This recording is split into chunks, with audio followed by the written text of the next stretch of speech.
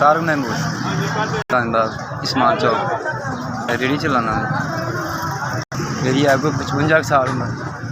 बोलियां को फेरा जो लभ जो ला लीदा जिन्हें लभ जान एक लभ जो दो लभ जान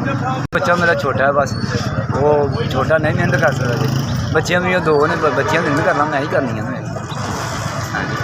मैं गरीब आदमी हाँ मैंने जोगा नहीं है वो मेरा ऐसा नहीं हो मैं घर बह के स्कूल लवां ठीक हो गया जी। मोबाइल नंबर मेरा 0343 45 85 906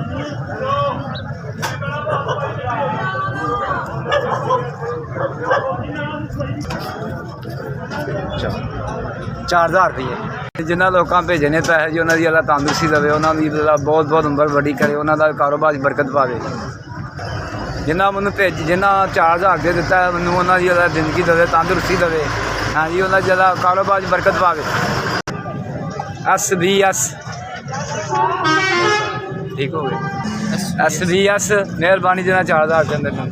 बड़ी मेहरबानी यार।